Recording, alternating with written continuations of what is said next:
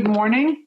This is our second panel of the day for our conference of the Fletcher Initiative and the Fletcher Student Club on Religion, Law, and Diplomacy. This is the second panel under the topic of Ukraine is not yet dead, Geopolitics, Religion, and Pluralism in Eurasia. We have a wonderful panel on religious ecosystem, pluralism, freedom, and civil society in Ukraine. My name's Elizabeth Prodromou, and I'm the faculty director of the initiative, and I'm pleased to introduce our three panelists right now. With us is Sergei Chapnin, who is chairman and Artos fellow for contemporary Christian culture. He is a former chief editor of the Journal of the Moscow Patriarchate. We also have with us Dr. Tetiana Kalenychenko, who is a sociologist of religion, and she's also a dialogue facilitator, a trainer, and a mediator working in civil society in Ukraine.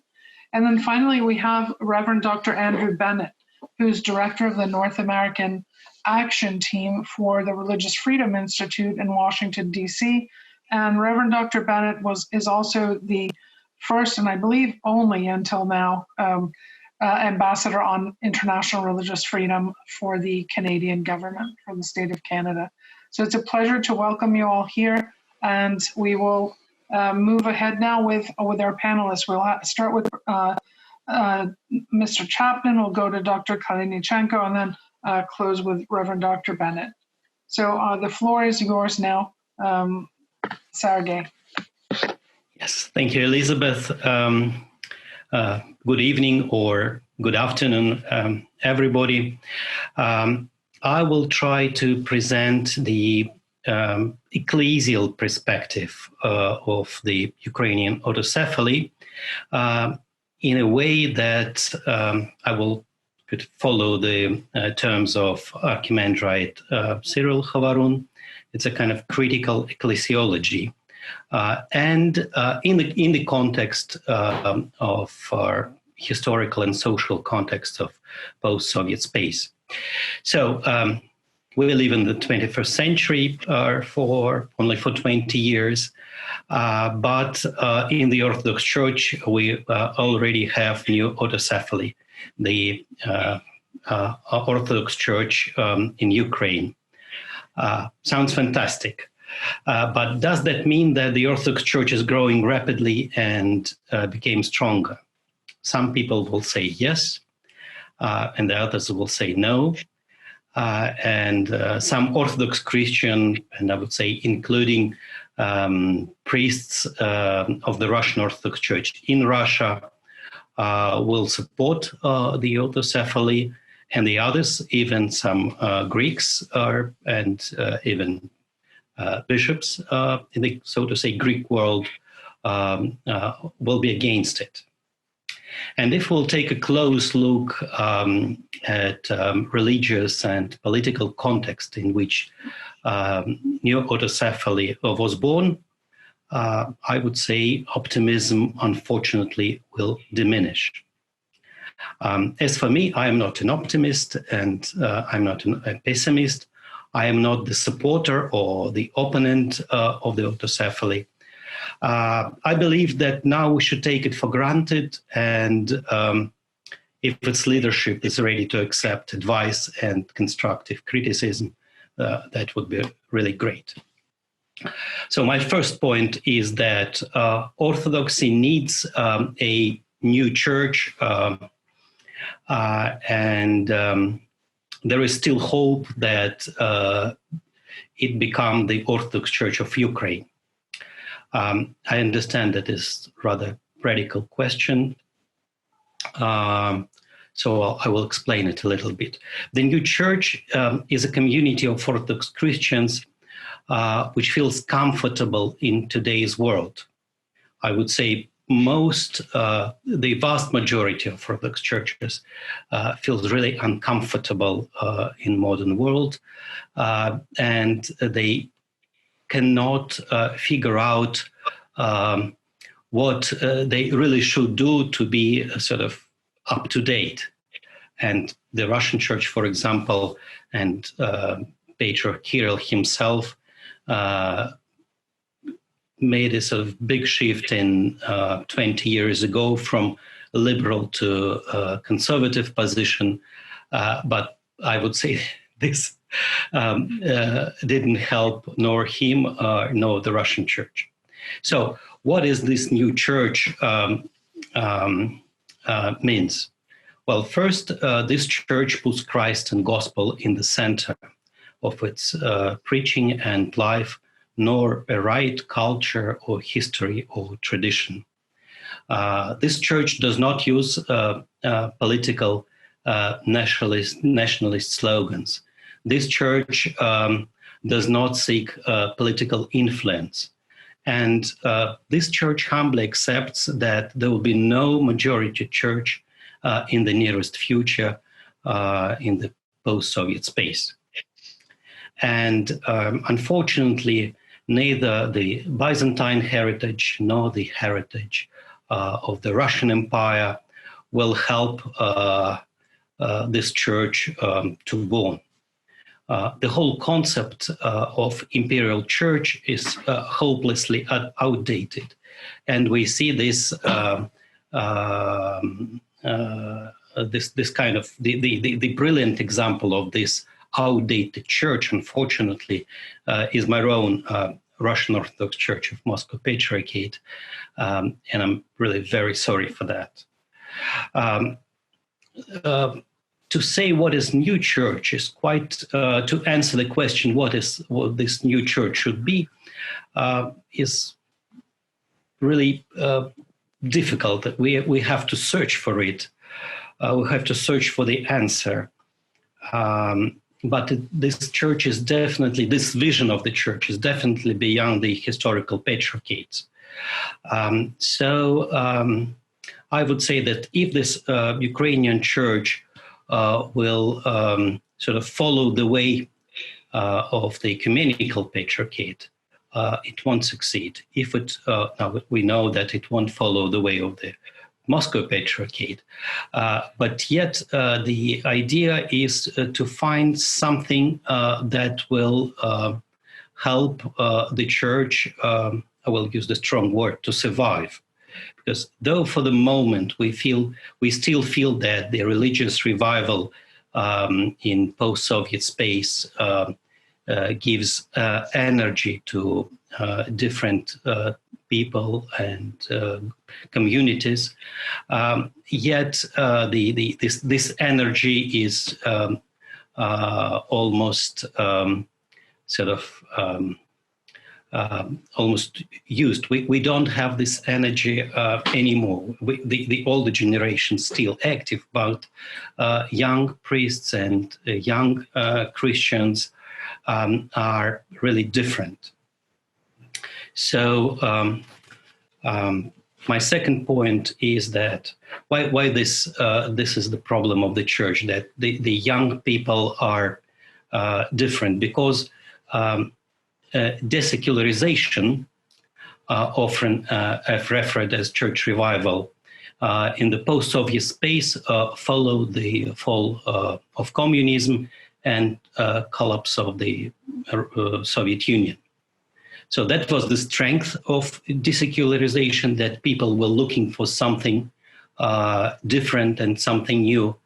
But later it turned out that this link to post-Soviet ideology and political processes is also the weakness of the church revival.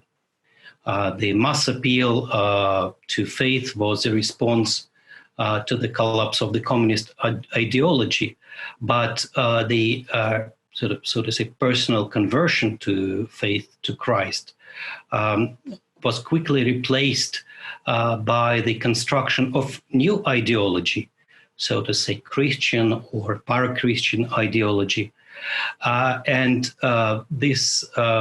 That was done in the search for new identity.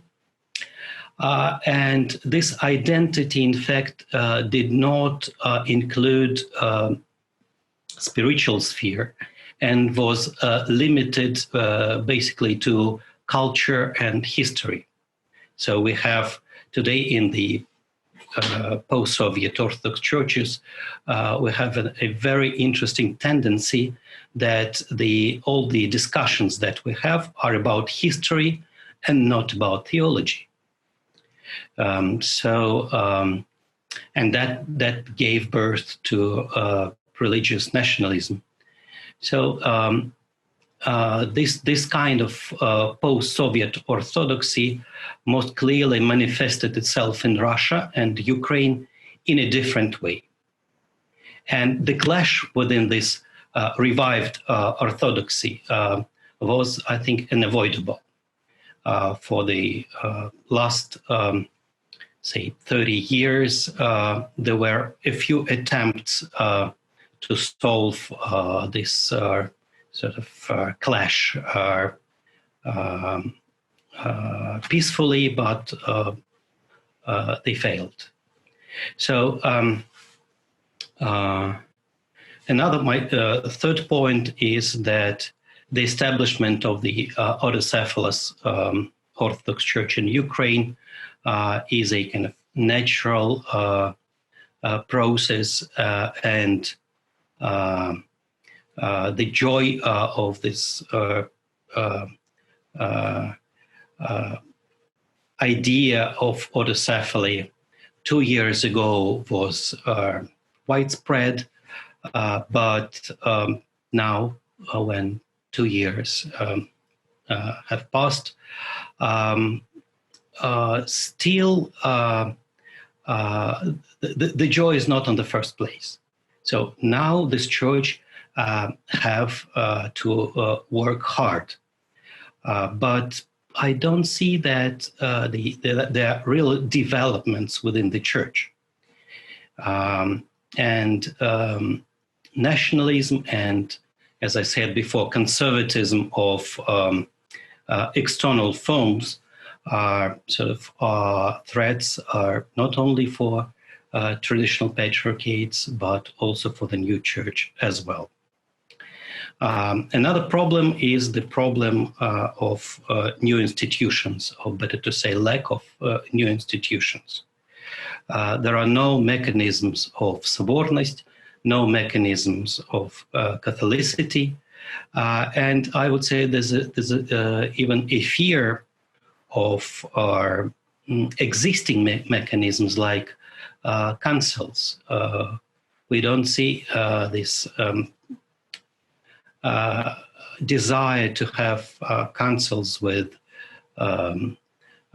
bishops' councils or local councils within the autocephalous church, and I think it's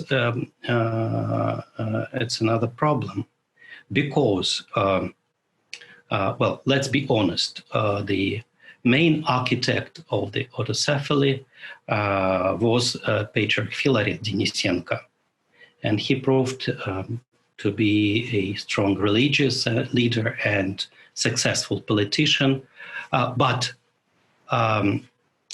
he is a kind of typical Soviet-era bishop. And well, he did not become a Patriarch of Moscow. He was squeezed out of the Russian Orthodox Church as a result of intrigues. He didn't become a primate of the autocephalous Church. Yet, I think I recall the words of Winston Churchill when he said that success is the ability to go from one failure to another with no loss of enthusiasm. So this is about him. But what about the church? The church is a kind of, the autocephalous church is his child. So the church, in fact, inherited all inherited the spirit, the ethos of the, so to say, Soviet church. Just because Patriarch Filaret did not know any other church. This is all what he knew. That's why conciliar process is extremely important for the new church. Now, another problem is of Orthodox Church is its close connection with the state. And in fact, the processes within the church are copying the processes that are taking place in political life. I would say that, and actually this is a part of my answer to what was said during previous panel, that Patriarch Kirill, and it's almost a creed of a part of his creed, he believes that the collapse of the Soviet Union affects primarily the political system and economy. And because, as they believe, the Orthodox Church was not affiliated with the state, therefore it has preserved and will continue to preserve the unity, its unity throughout the post-Soviet space. But the problem was that the speed that the changes took place in the society and within the state and in the church are different. Things are going on slower in the church. And this collapse of the Russian Orthodox Church is in fact the collapse of the post-Soviet system. So my last point is that the church has, the Orthodox Church in the post-Soviet space, has serious difficulties in its dialogue with the civil society. And this is due to the kind of self-funded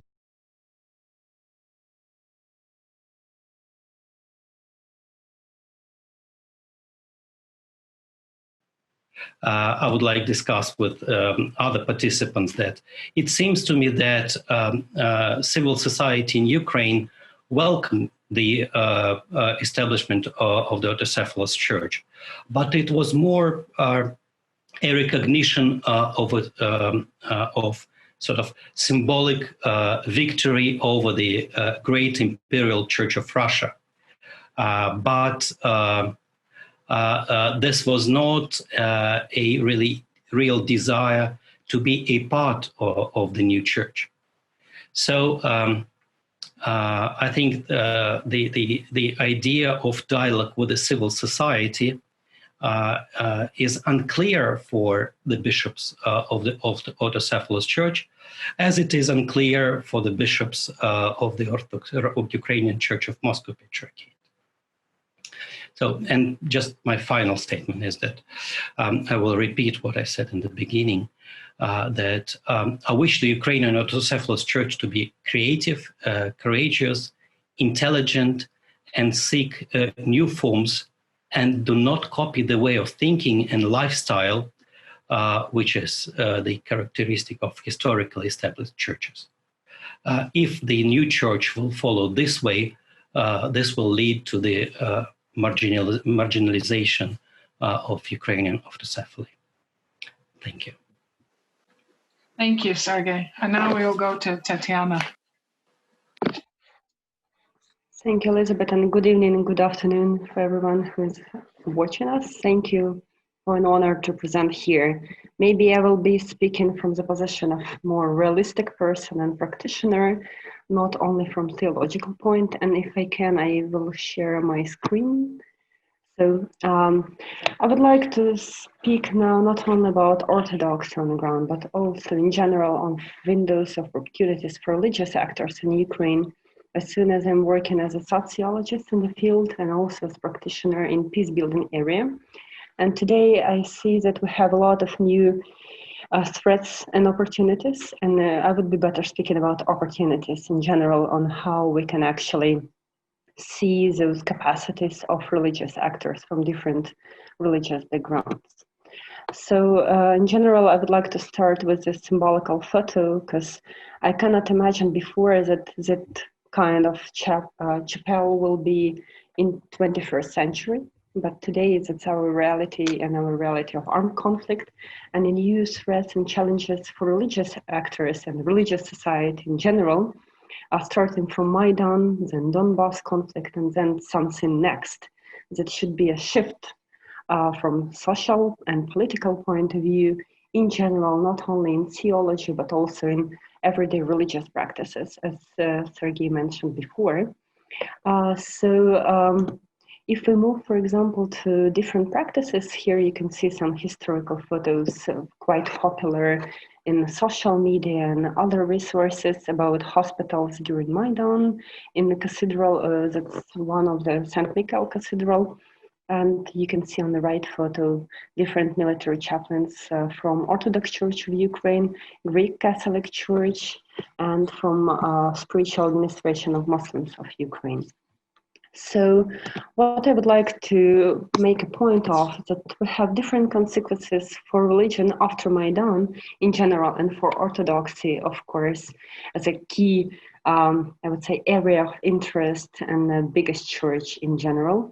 So I would say that's one of the effects in general, that's reduction of sacred ecumenism or ecumena, and a higher level of conflicts, especially after establishment of Orthodox Church of Ukraine as Ukrainian autocephaly, but also given a lot of new spaces for sometimes hate language and resource conflicts on the ground and a regional level, as it was in 90s and early 90s after the independence of Ukraine.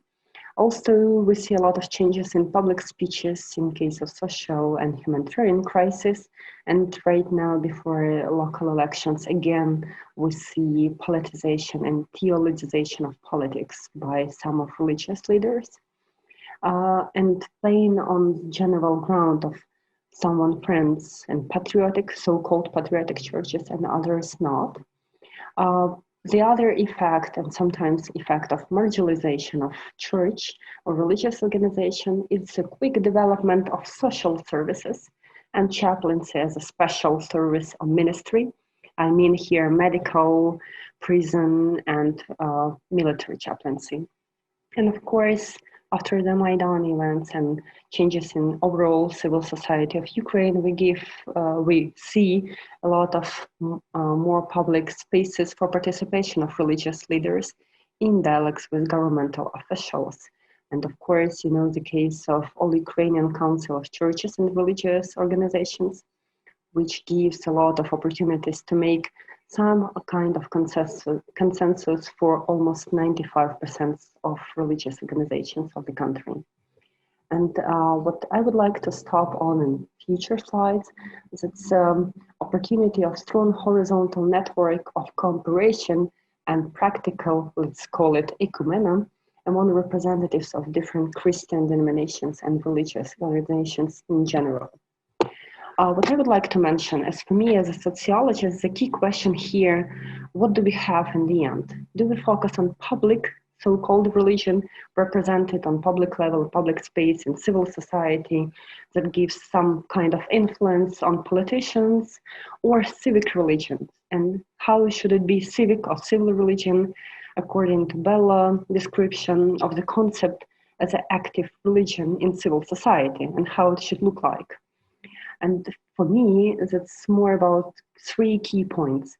It's about consideration of mutual efforts for interreligious communities on how they see some of the kind of concepts. For example, how it should look like civic society, which is active, how it should look like peace agreement, for example, and some political strategy for the whole country.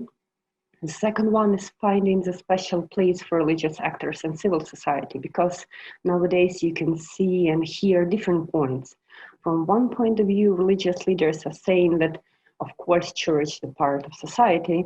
Still, when it's not so comfortable for them, they would marginalize themselves and saying that, of course, we are somewhere above society and standing around, but not being in center of civil society.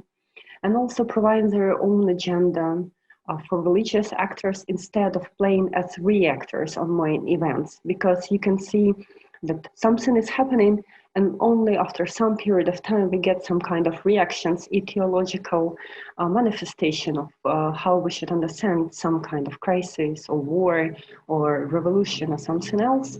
But actually I see the capacity of a lot of religious leaders to be generators of their own agenda, not before waiting for someone to react and then to react, for example, on politician moments. I would like to tell more about our project, and I can see here in participants Lydia Elizabeth, my colleague. We're working for Spirit and Letter Association connected to Kyiv Mahal Academy. And from 2016, we are developing our own initiative, Dialogue Connection.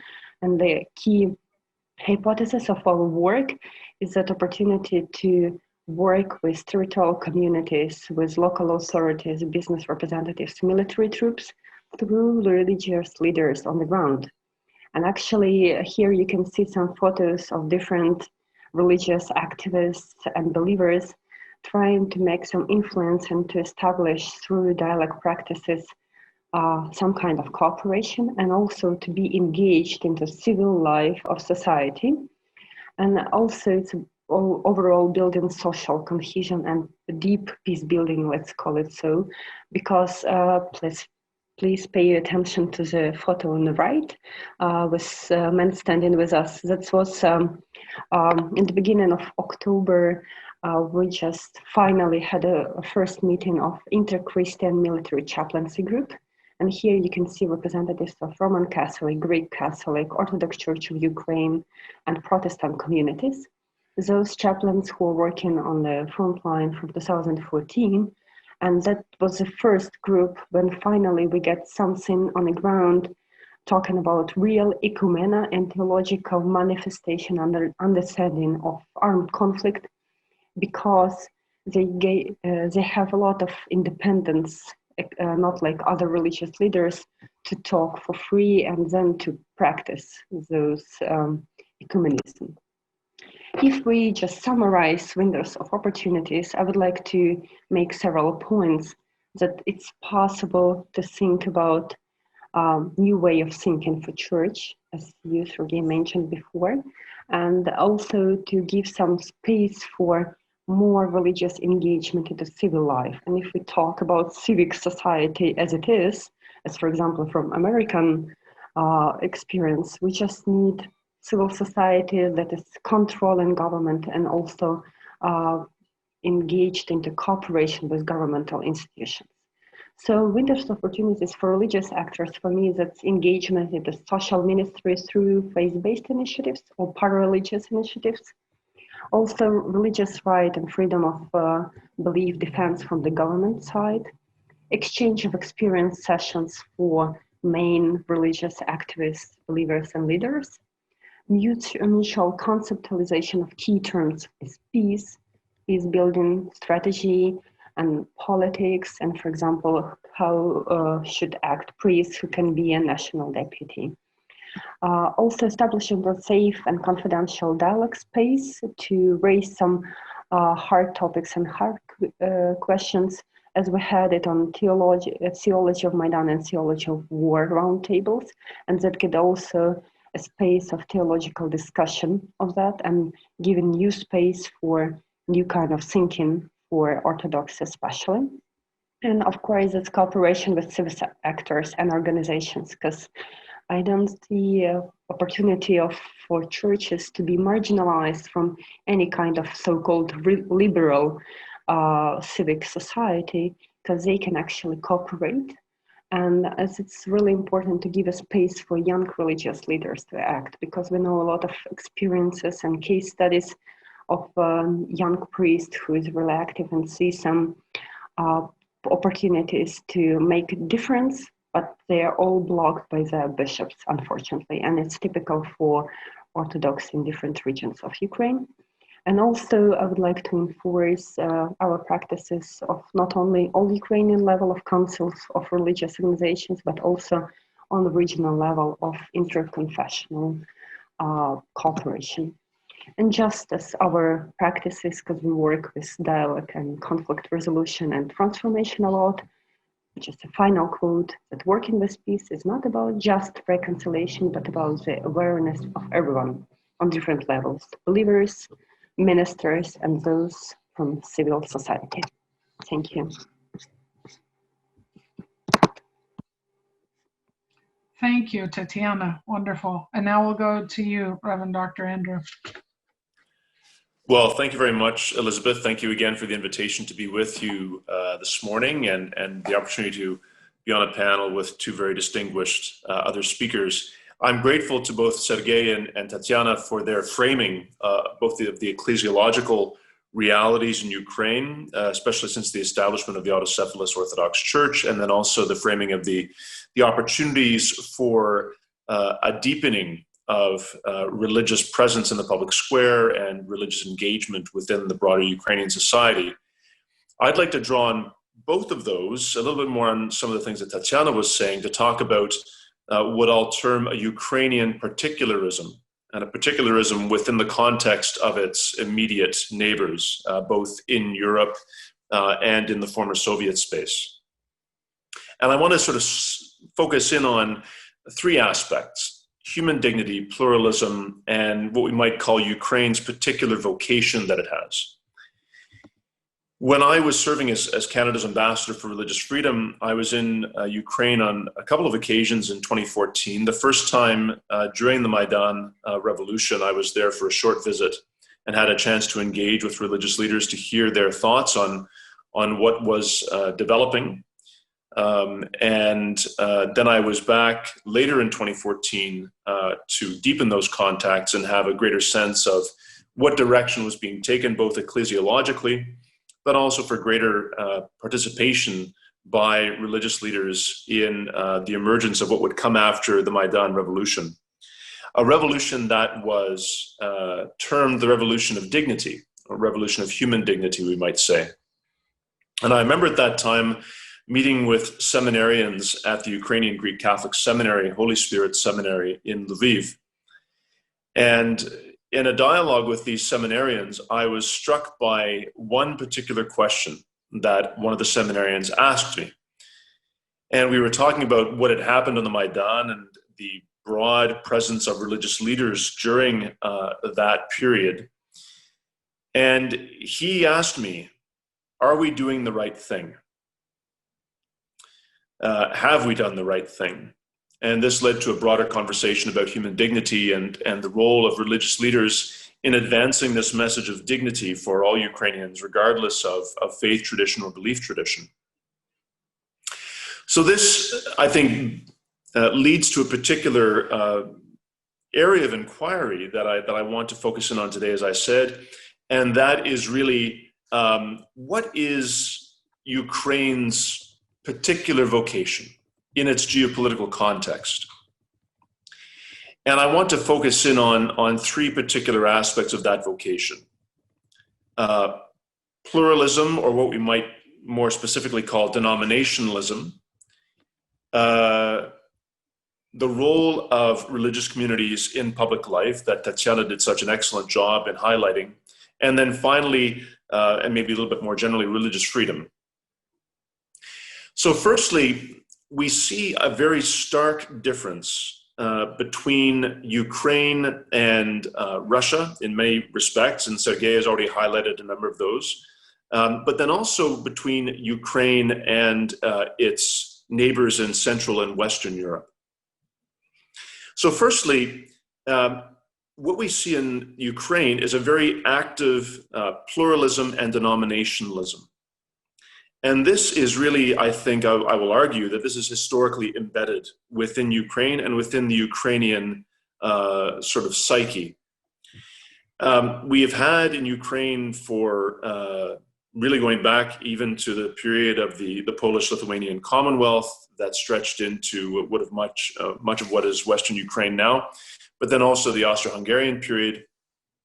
And even before that, if we look at the gradual evolution of what has come to be the Ukrainian state, that there has always been a very rich pluralism, religious pluralism within what we now recognize as Ukraine. We've already heard from Sergei about this diversity of Orthodox ecclesiae, many different jurisdictions, Orthodox jurisdictions. And if we count the Ukrainian Greco-Catholic Church as an Orthodox jurisdiction, it's even more rich and pluralist. The presence of Roman Catholics, especially in the western part of Ukraine, historically under more Polish influence. a Jewish community that certainly prior to the Holocaust was very rich indeed, especially in the Pale of Settlement of Galicia, a rich Armenian community in Western Ukraine, the Tatar Muslim community, various Protestant ecclesial communities that were present in Ukraine even prior to a significant influx of Protestant missionaries into the Soviet Union after 1990, 1991. And I think in many respects, Lviv can be an example of this pluralism. Prior to the Second World War, Lviv was not really a Ukrainian city. It was a large mixture of Roman Catholic Poles, Protestant Germans, a significant Jewish population of some estimate even as much as a third of the population of the city, a large Armenian population, comparatively speaking. And it's really only after the Second World War and really into the post-Soviet period that we see an emergence of a much more sort of Ukrainian Greek Catholic city. But I think if we look at it historically, there was this rich plurality and a pluralism in Ukraine and certainly in Western Ukraine. So now, if we look at the Russian experience, it's a very different one. And certainly, I think in the Russian context, pluralism, a denominationalism, a multiplicity of churches is generally seen as a threat not only to maybe the hegemony of the Russian Orthodox Church of the Moscow Patriarchate, but also as a threat to public order, especially during the Soviet period and certainly in the post-Soviet period. And we see this in the Russian government's very strict approach to various minority religious communities, certainly the suppression of the Jehovah's Witnesses, various Protestant groups in parts of the country. The Ukrainian Greek Catholic Church ostensibly operates as an underground church, again, within Russia. And so it's a very different experience historically, and I would say also in the present context. So I think in the context of Russia, Ukraine has a particular vocation of demonstrating that religious pluralism and a denominationalism can actually be a rich source of sort of nurturing public debate, nurturing a greater respect for human rights, especially for religious freedom. But I don't think that obviously Russia is there yet. And I think this is as a result of a lot of what Sergei highlighted about the current state of the Russian Orthodox Church of the Moscow Patriarchate. Looking westwards, I think we can say that Ukraine's vocation to its central and especially Western European neighbors is a vocation of demonstrating that religious communities, faith communities, can play an active public life. In much of Western Europe, we certainly see a marginalization, a privatization of religious expression and religious life, such that we've had a very radical sort of secularization that has taken place. And in some respects, a lot of faith communities have indirectly abetted this by accepting kind of a postmodern understanding of the privatization of religious belief. So if we look at countries such as France, the Netherlands, Belgium, the United Kingdom, certainly Germany, despite the official state support for various churches and religious communities, you do see a very different, very radical secularizing of the public square. And I think Ukraine, again, by demonstrating that religious communities play an active life in the public life of the country, contributing to rich debate at all levels, political, economic, social, not only ecclesiological. Again, I think Ukraine has a vocation to Western Europe demonstrate that the rich presence of religious communities in the public life of a country is very important, and again can support social justice, justice more broadly, and again uphold fundamental freedoms such as religious freedom. So really, I think we see in Ukraine a particular pluralism that has been revealed. And certainly the Maidan was a very clear example of this. You look at the religious presence during the revolution, you saw a strong sense of community among the different religious communities who regularly shared the stage during that early part of 2014, late 2013. and also how those various faith communities responded when other communities were threatened, whether we're speaking about the Tatar Muslims or the Jewish community in Kyiv. So I think this is again, as Tetiana has highlighted, this is not only something that exists in practice, but also in fact through the Ukrainian Council of Churches and Religious Organizations, which I think is a very good example of how this pluralism and this denominationalism is instrumentalized in a very effective way as a uniting force amongst those very diverse religious communities, which demonstrates that you can have a pluralism where deep differences are recognized. It's not a pluralism that sort of devolves into a sameness, which is not very honest, but rather a pluralism where there's a very deep difference between religious beliefs, and that is not suppressed, it's actually acknowledged.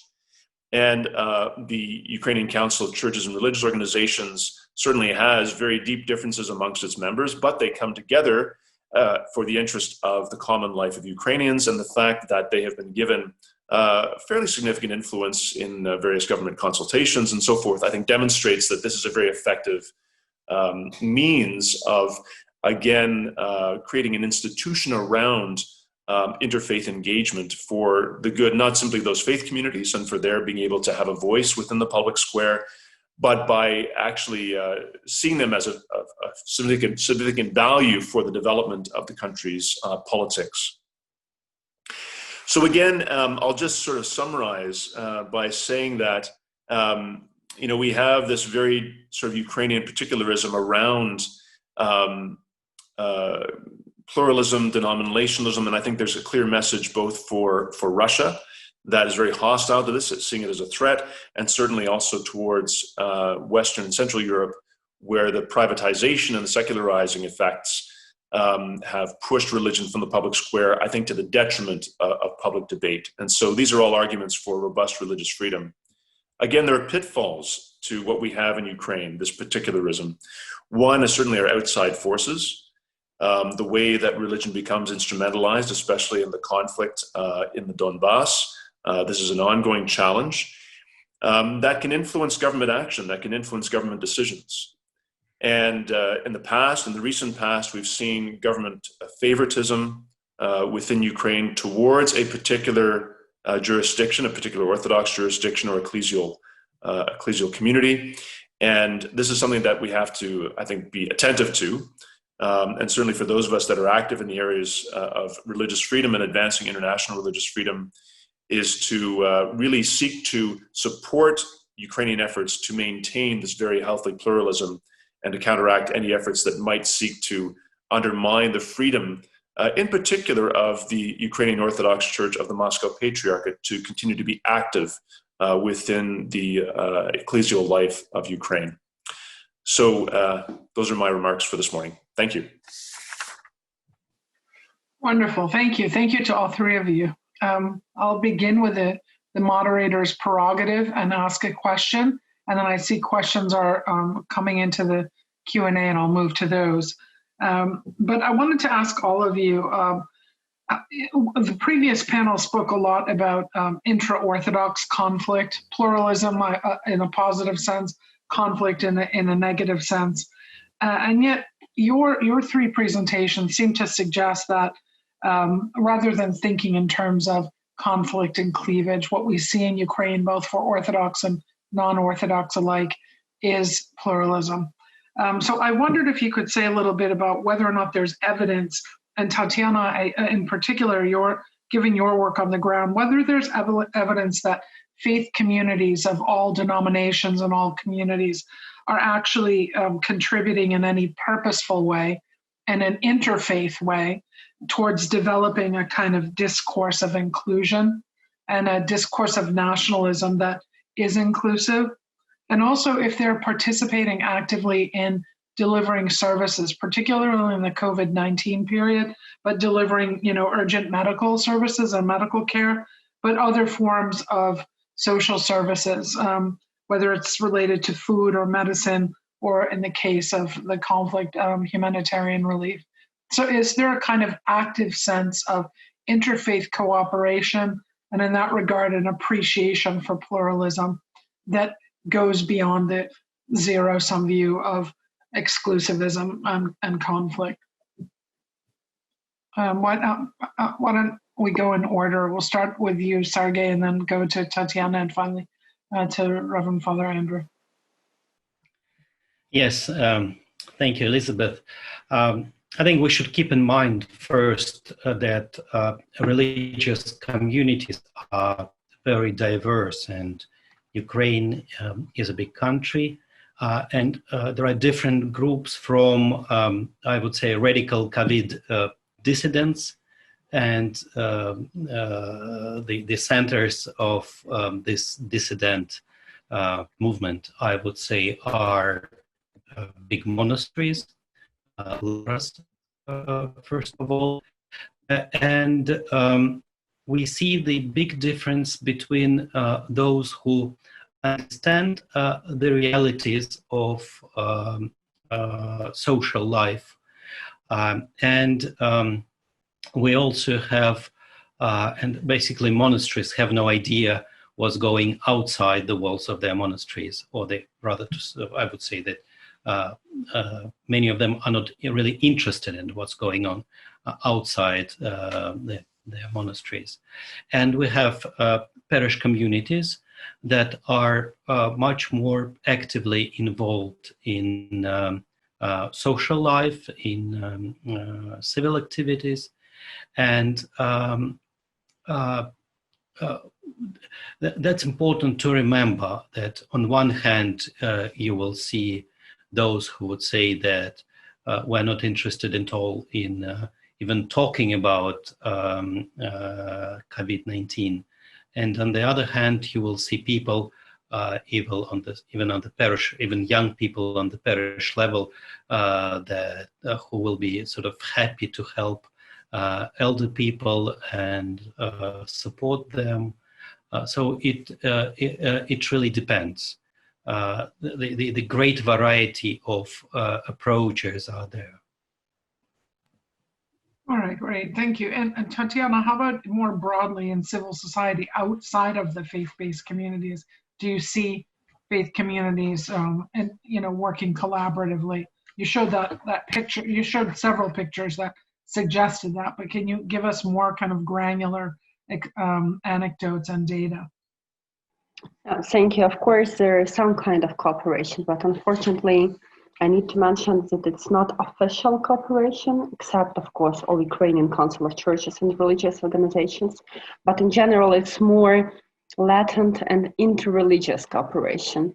So sometimes it's more comfortable for Orthodox priests of different denomination to cooperate with, for example, with Protestant pastor or imam working somewhere than with another Orthodox priest of other confession. So there are deep lines of exclusivism sometimes and on public narrative, and it's enough to open Facebook page just to show what priests are writing about other churches and hate language. If we talk about cooperation, that was not it was another wave of mobilization in humanitarian social aid during COVID quarantine measures, because it was in 2014 mobilization. But in general, I would like to argue with Andrew Bennett's words about Lviv as a multicultural city. I see sometimes more cooperation right now in Kramatorsk, for example, or some other eastern cities, because they live in other reality of closed armed conflict, where the need of safety and the need of helping others is higher than some inter-Christian questions or inter-religious issues. So it's important for them to establish safe space for different kinds of people and social groups, and to cooperate in face of armed conflict, but not to argue, as you can see in Lviv nowadays, that who is more spiritual sometimes, unfortunately. All right, Father Andrew. Yeah, no, I would take up that point by Tetiana, and I think just emphasize the importance of these unofficial contacts that exist between faith leaders, that be encouraged, and again, having a healthy pluralism, and a pluralism that is not overly regulated or formed by state actors, but rather is allowed to exist.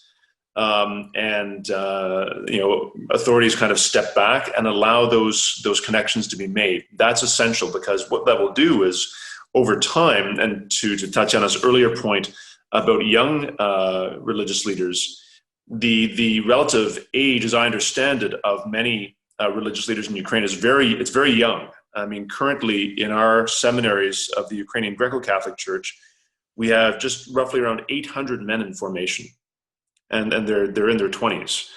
And so this is really sort of the future of, I think, most faith communities in Ukraine, very young clergy, and there needs to be this environment where they feel free to encounter one another and to engage with one another. And a robust pluralism buttressed by robust religious freedom, where the state kind of allows that and sort of steps back and recognizes the importance of it, that's really critical and that's really crucial. And that will lead to various forms. And there's going to be sort of maybe kind of a social entrepreneurship. There are going to be many different forms of partnerships that'll be formed between faith communities to do the work that needs to be done at sort of a very, if we sort of take the principle of subsidiarity at a very local level, they will do that. And I think, Tetiana briefly highlighted at a more official level, but there's a lot of unofficial things happening, is the chaplains, the army chaplains, and how they have coordinated and cooperated with one another in Eastern Ukraine, and the creation of these little bunker churches, which they typically establish, away from towns and villages so they don't get impacted by the fighting. But what I know, some of the chaplains I've spoken to, they've said that a lot of local people will seek these churches out because in many cases they haven't had a priest, they haven't seen a priest for years, and they will go to these churches and there find community. And so this is another example where we should encourage this type of innovation amongst religious communities. So I think that's crucial. If I may add shortly, just thank you for the entry. Just brief example of horizontal network. It's not only military chaplaincy, but also those pastors and ministers who are traveling from non-government control areas to government control, and who are still serving on social and humanitarian projects. And it's totally unofficial and confidential work, but it still exists. And it's like in the concept of insider mediators, we call them so. But it's unsafe now to say about such public position, even due to spiritual needs to be with different people on the different side of conflict, because it's not safe and you can be not enough patriotic. And unfortunately, that's the case of pro-nationalist narrative in especially Orthodox world nowadays.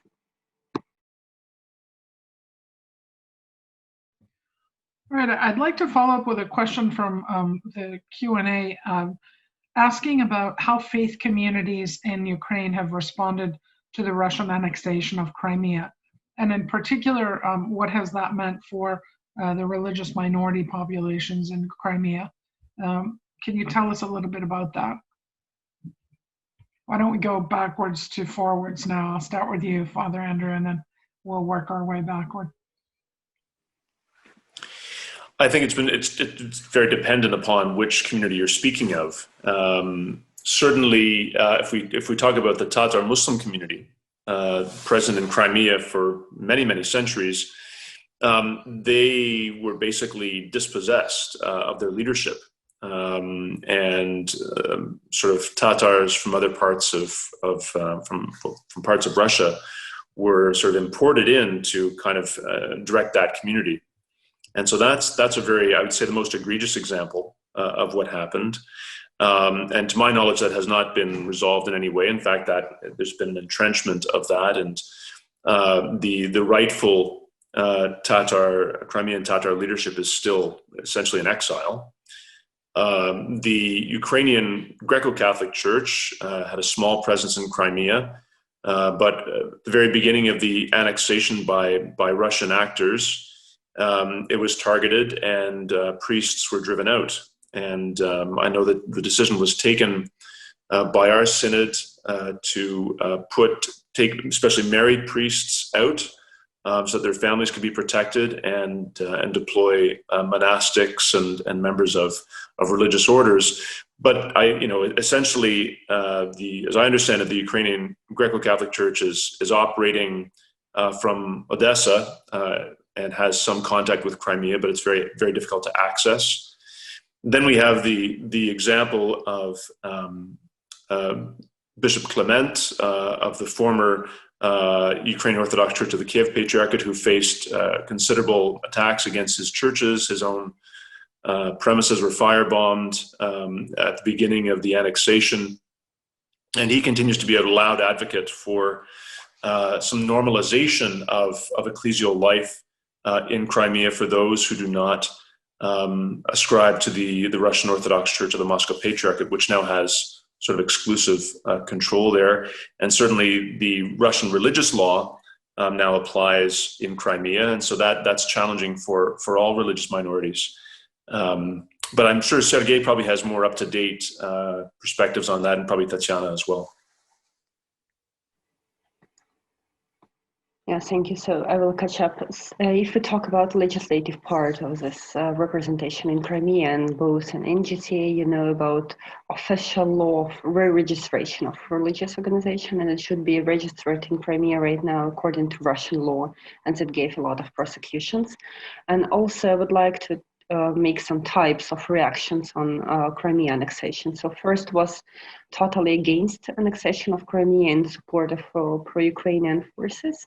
And the second one, it was not like for in support to annexation of Crimea or Russian forces openly, but it was like, let's so-called above the conflict, like a typical spiritual, or they call it theological positions of church above the conflict. So we don't speak about political issues, but we want to be on another kind of reality. So we're not living in this real world full of sins, but we want to be in some kind of spiritual reality without political issues, because we can, for example, give a space for you to be together with Christ or with God, with different reality, but not here with other sinners. So I would like to mention that it's like typical two reactions, and it gives a lot of polarization in local ground, especially when people address some questions to the local parish priest, how we should react and can we talk about it.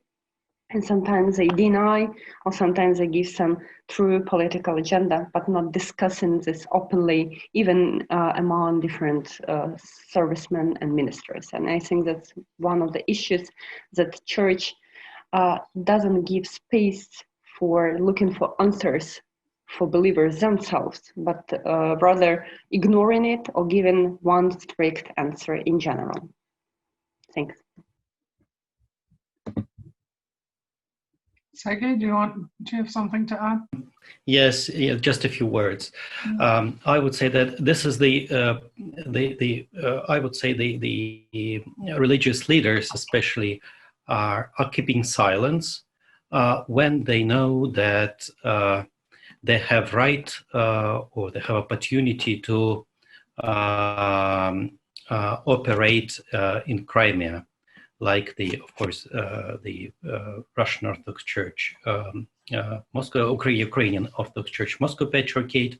The situation is quite peculiar because, canonically speaking, the dioceses in Crimea are still under the Ukrainian Church, Moscow Patriarchate, but formally speaking, they're re-registered according to the Russian religious legislation, and this position that gives the sort of, on one hand, the opportunity to continue its life, religious life, as before, with sort of there's no problem to build new churches, to organize new communities, to continue religious life in the existing churches and communities.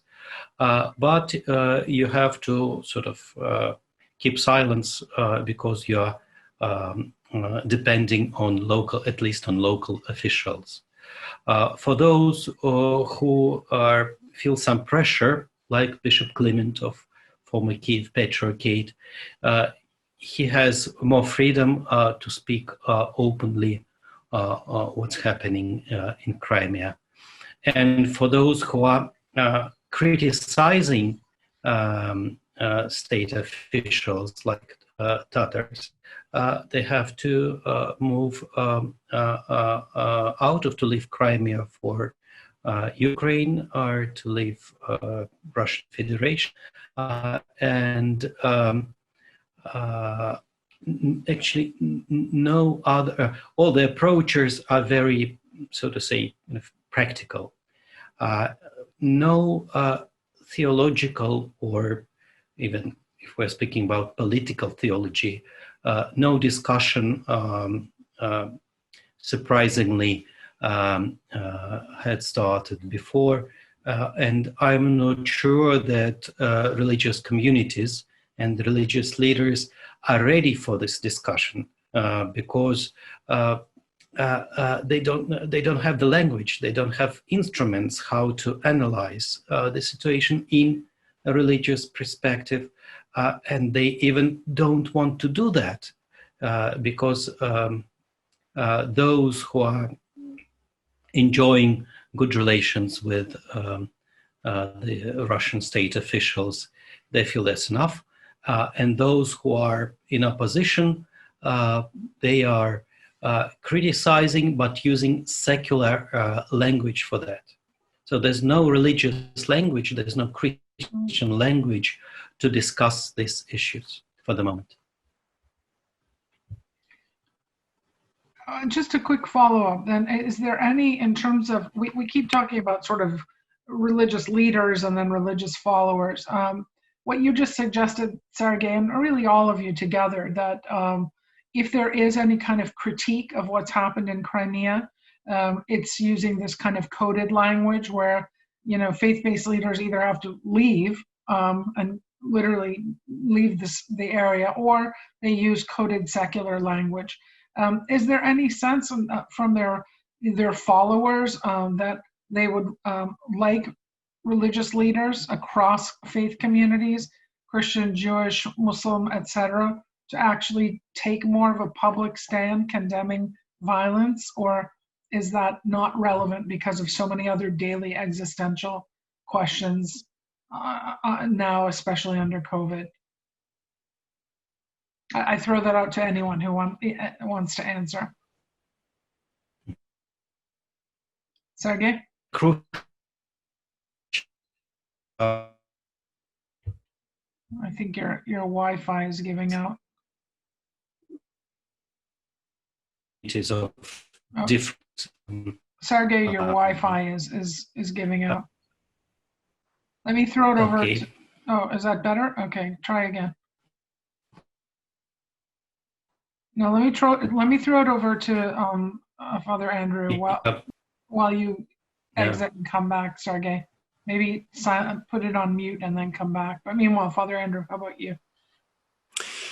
Yeah, that's a tough question, I think. You know, how are, as I understand your question, how are the faithful themselves responding, and are they looking for clarity from church leaders? From all faith communities. Yeah, exactly. Yeah, exactly. Well, I mean, I think, you know, certainly, I mean, I can speak for my church, for the Ukrainian Greco-Catholic Church. You know, our bishops have been quite clear on speaking out against the violence and the annexation of Crimea, and calling for religious freedom to be there, and I think that's, you have to make that statement.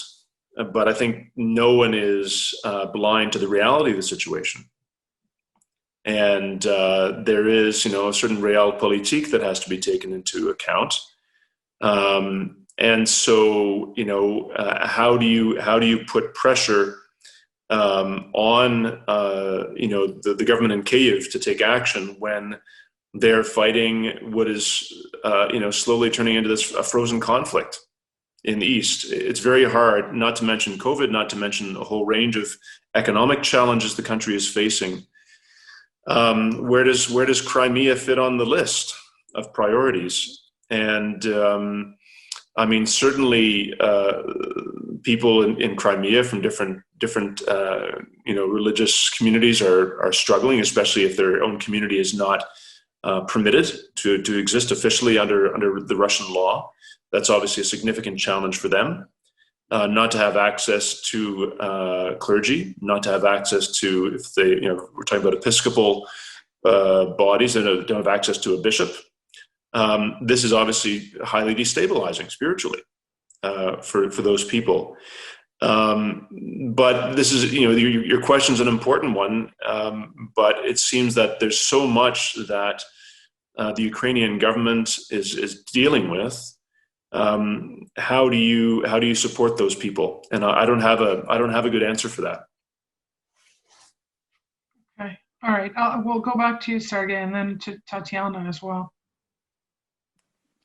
Yes, I think the problem of violence is the key problem for religious communities in the post-Soviet space, because in fact, all these communities feel that they should allow violence for their followers against somebody else, or at least there were cases of violence against members of our other communities, and no one will sort of condemn these acts of violence if they are between the violence from their community members against the others.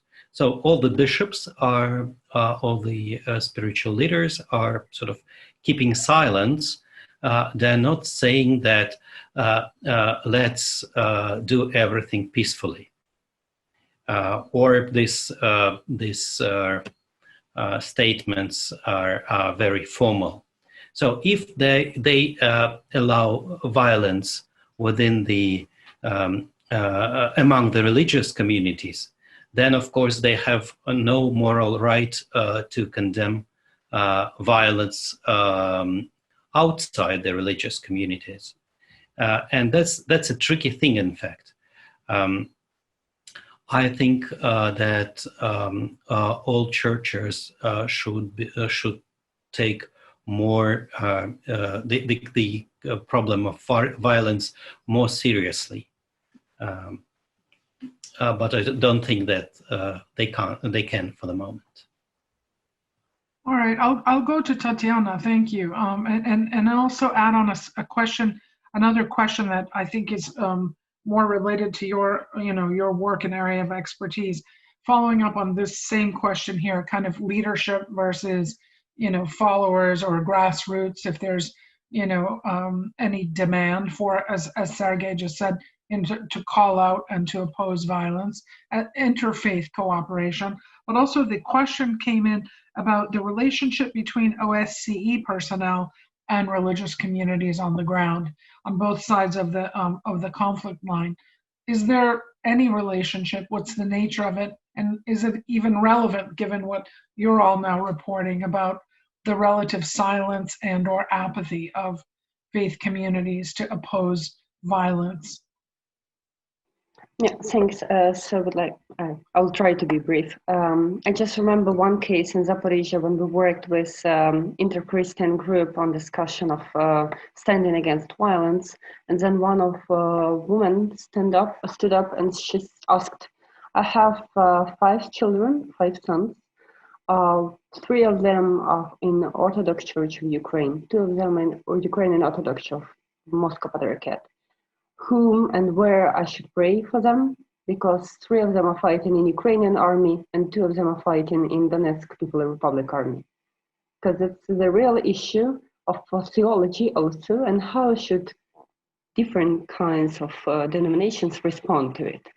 And I would like to remind about the concept of conflict sensitivity, because if we talk about Crimea right now with structured violence by Russian government, if we talk about non-government controlled areas with all chaotic political movements and changes and authorities with armed troops, we should also remember about those imprisoned religious leaders, believers, and activists in general, and to be really careful with our public speeches, also in public narrative by churches, because sometimes any kind of strong public position can block any kind of possibility, for example, to free those prisoners and to get any kind of negotiations if we would like to go with it. Because right now when the checkpoints are closed officially and they have official ceasefire, still we give a lot of tensions and threats in that so-called gray zone. And if you talk about OSCE movement, sometimes, of course, they cooperate with priests on the ground because they are also a source of information, but in general, they're trying to avoid. And also that's the issue, for example, in Slovyansk, in Donetsk region, when some part of religious leaders blessed first parts of Donetsk People Republic Army when they were in Slovyansk. Right now they're still active and are trying to keep neutral position, but all the local population, they know how it was before in 2014 and they cannot just forget about it.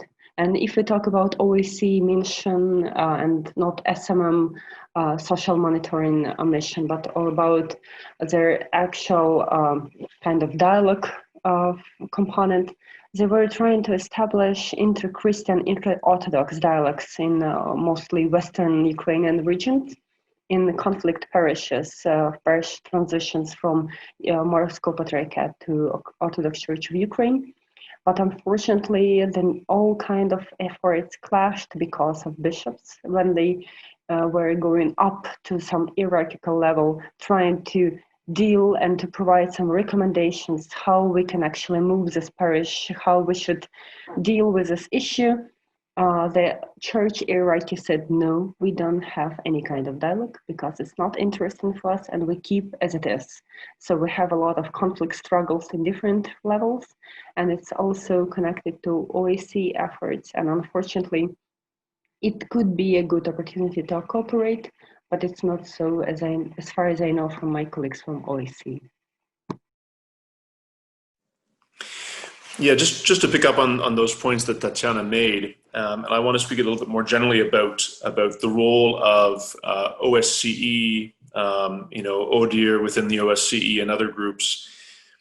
It is really, really incumbent upon OSCE personnel and those that are working specifically in their office, on human rights, ODIHR, that they have an understanding of how to engage religious actors, and that they have a good understanding of the history of the ecclesiology, because one of the challenges I think we face in dealing with religion and religious questions in geopolitics and within international relations is that many of the practitioners who are engaged, whether we're speaking about the UN or we're talking about the EU or the OSCE, is they don't have the necessary training or formation to be able to address these questions or to be able to approach religious leaders in a way that is nuanced and strategic so that they can achieve the outcomes they're looking for. And this is not necessarily their fault. It's a fault of the formation that they undergo. And this is kind of a pitch to the Fletcher School and to other graduate schools in international relations, political science, and so forth, that there is a real need to ensure that foreign policy actors are trained and have the ability to engage questions of religion in foreign policy. Because what happens is that when you get crises like this that we have in Ukraine, where religious actors are pivotal, especially in the Donbass, if you can't speak to them and use their language and be understood by them and vice versa, you're not going to be effective. And so this is something that we at the Religious Freedom Institute have really emphasized, is the need for robust training on religious questions, on religious freedom for foreign policy actors.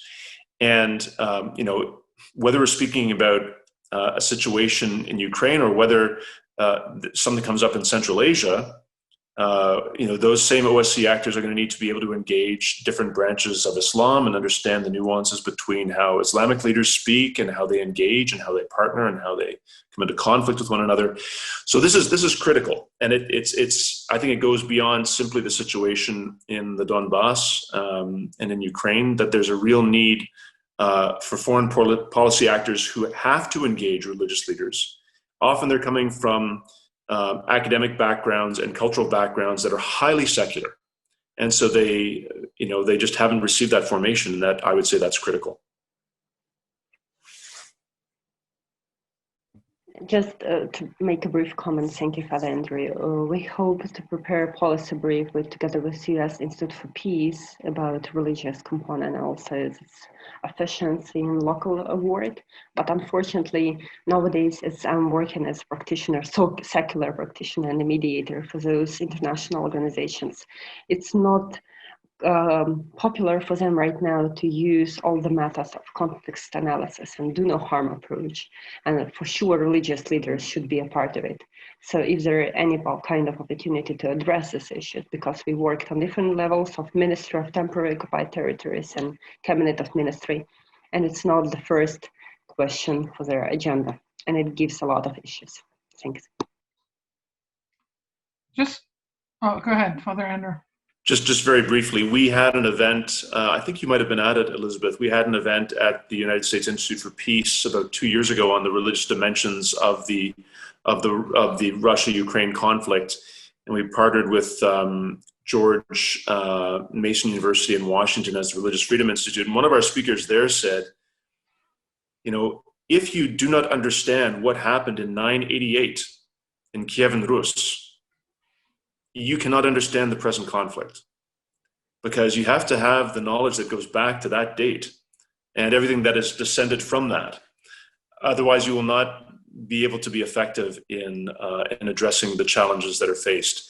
Now, to many people, that sounds really super arcane and historically nerdy, but that's the reality, that there are deep memories and a deep awareness of ecclesial identity that are affecting all of these questions that we're dealing about in this conference today.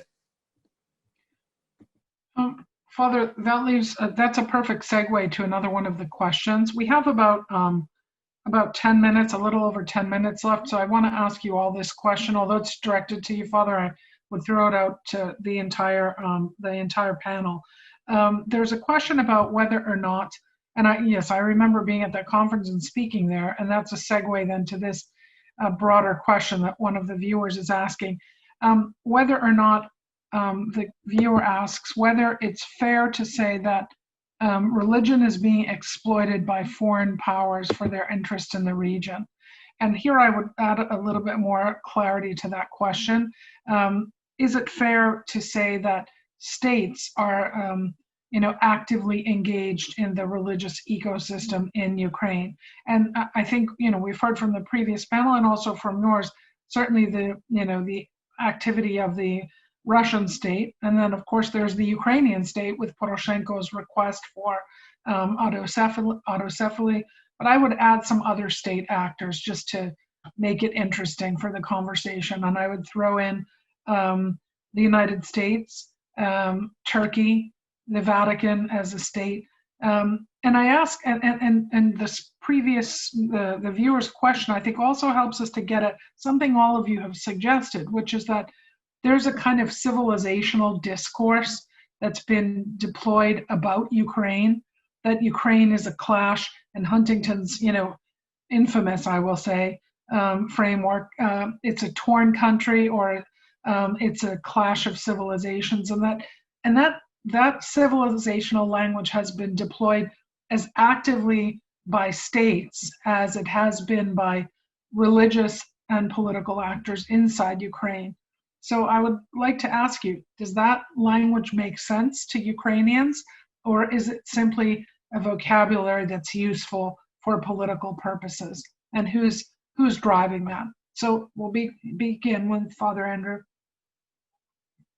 I'll yield to Sergei, because I think he's contemplated these more than I have, and then I'll come back and maybe offer some comments afterwards. Okay. Although the viewer's question was directed to you, but that's okay. We'll come back to you. Okay. All right. Sergei. Okay, thank you. Of course, when we're speaking about Russia, we have to, now the whole world knows this term, Ruski Mir, Russian world, which is supposed to be a kind of soft power when it was initially, when it was invented as a concept. But later it became an instrument of sort of imperial pressure.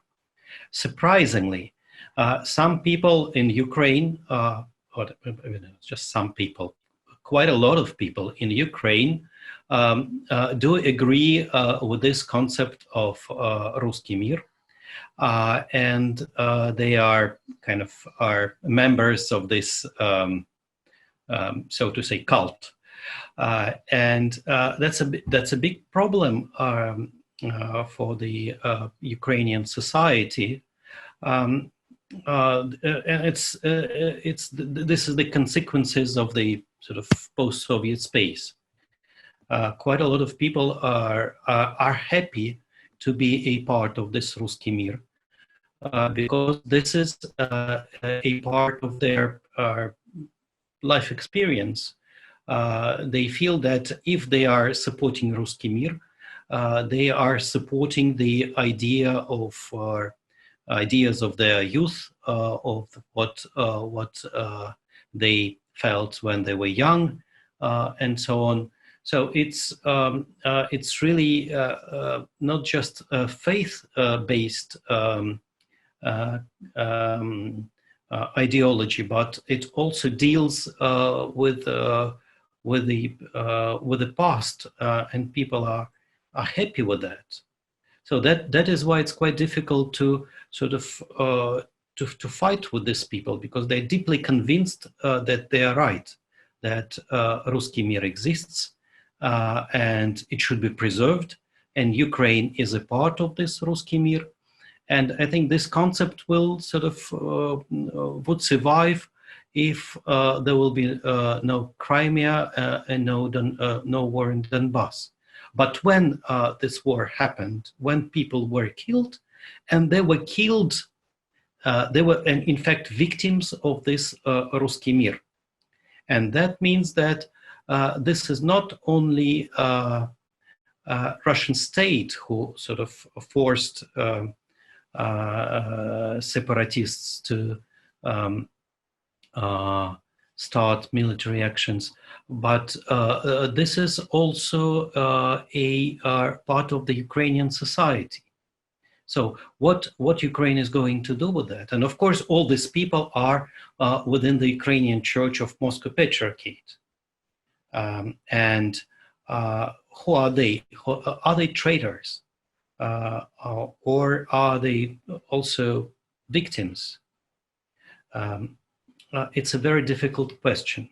So, but in response to this Ruski Mir concept, Ukraine had to sort of create something, create a kind of national, local alternative. And Ukrainian autocephaly is a tool for this in this conflict. So, and I'm afraid that if the practical use of Ukrainian autocephaly by politicians will be the kind of the fight with Ruski Mir, then Ukrainian autocephaly will not become something stable and convincing. Yeah, I think Sergei is exactly right. I mean, the questions that we have to ask are: what is Rus? Where is Rus? Who is Rus? And why is Rus? Because you're going to get very different answers from Ukrainians, from Belarusians, from Russians, from Rusins, from Tatars, from everyone that is involved in this place.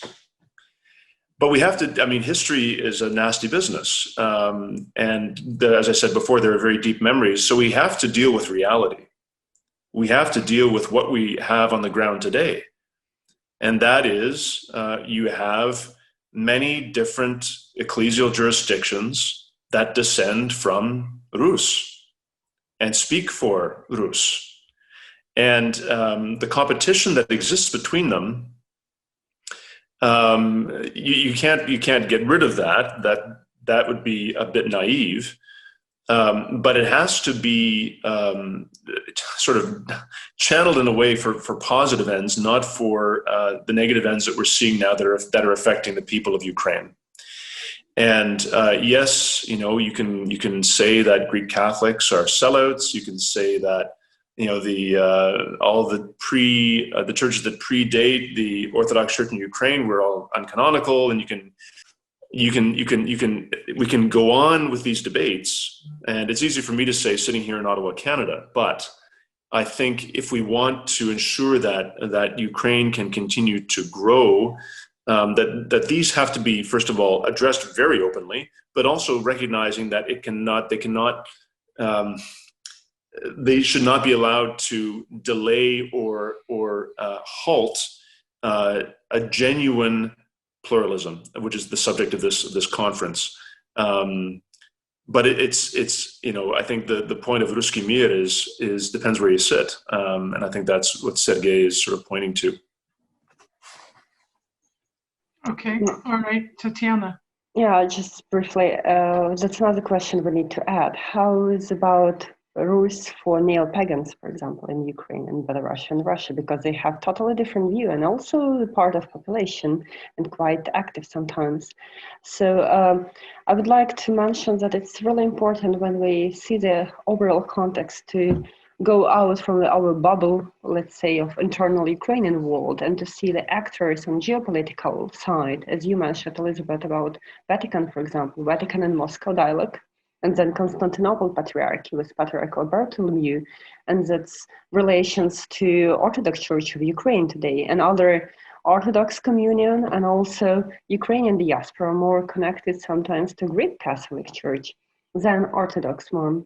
And also if we talk about nationalist movement in Europe and Europe as an actor or European Union and Great Britain right now as another part of the world, United States and Asian movement, especially right now with all the events on Belarus and Kyrgyzstan, Armenia, Azerbaijan, and different social dimensions. So for sure, we should mention all the different actors, and for sure we see the different parts of Ukraine as a really interesting place. It's sometimes called laboratory for those big geopolitical games to see on the local context, especially in Donbass area right now when we see different parts of national and international missions acting, especially Vatican sending nuncio to Donetsk and Luhansk, Moscow Patriarchate still active in Donetsk, Lugansk, and other parts of religious leaders who are connected to geopolitical level and how it's represented on both theological and practical levels. Thanks. Thank you to all of you. So many more questions. I leave with one question, which I think will translate or help us segue into both the keynote and then the final panel, which deals explicitly with geopolitics. And again, that's whether or not actors outside, and in particular in the transatlantic space, using the kind of reflexive civilizational language that is assigned to Ruski Mir, if there's a kind of mutual utility going on there, that the language reflects off of each other for geopolitical purposes, and whether that contributes to, rather than a healthy pluralism, as all of you has emphasized, fragmentation and cleavage. So I close on that, and I thank all of you for a really fascinating panel. I remind the viewers that in the chat, we've posted the link to the keynote address, which will be at 1:30 today. So I encourage everyone to come back. And again, I thank all of you for coming in from Ukraine, from Moscow, from Canada, from everywhere to join us today. And we'll take a 15-minute break and be back.